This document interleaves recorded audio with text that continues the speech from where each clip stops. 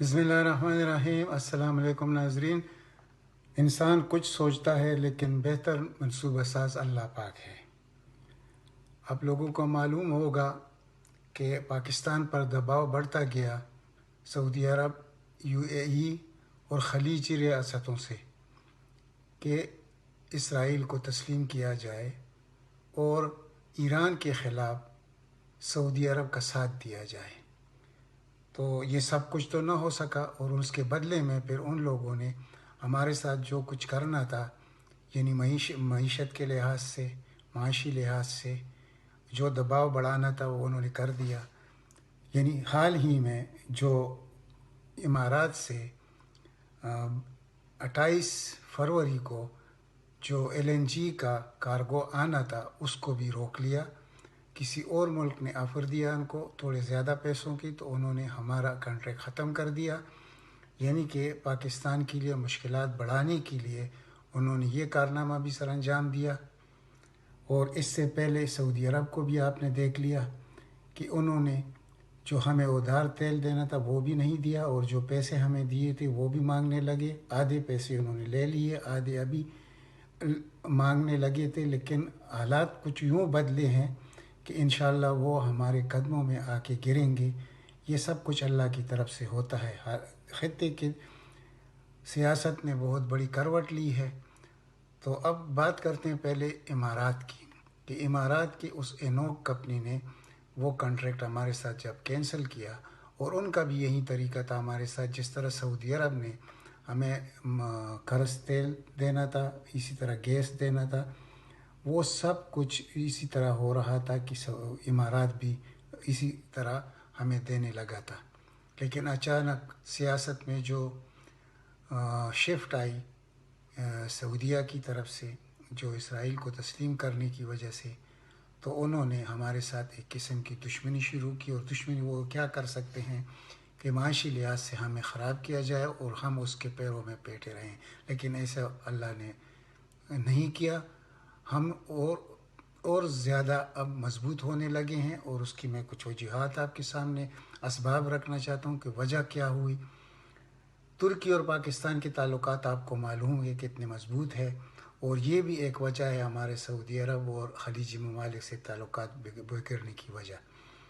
तो इसी तरह अज़रबैजान, अब यही चीज़ जो दुबई ने कैंसिल कराया था डील, वो जो 28 फरवरी को उसका एलएनजी आना था, वो अब 15 फरवरी को आएगा अज़रबैजान से।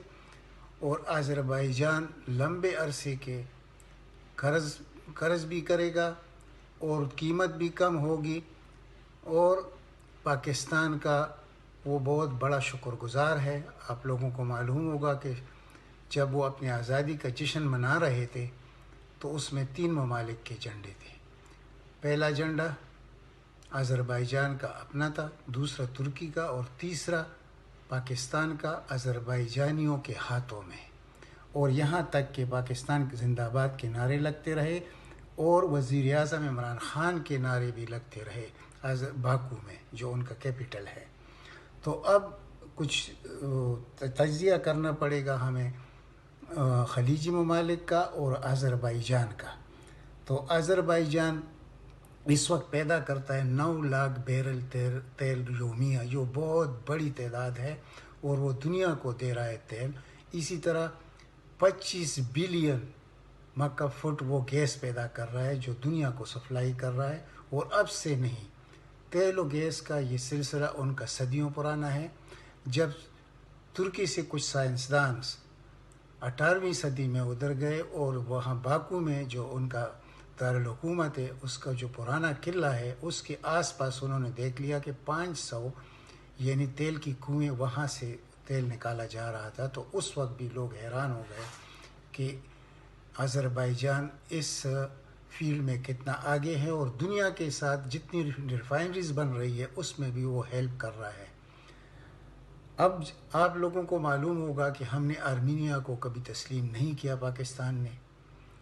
तो एक तो ये वजह कि नकोरो काराबाख का जो इलाका आर्मीनिया के कब्ज़े में था, जो अब अज़रबैजान ने जंग लड़ कर उसको दोबारा हासिल किया।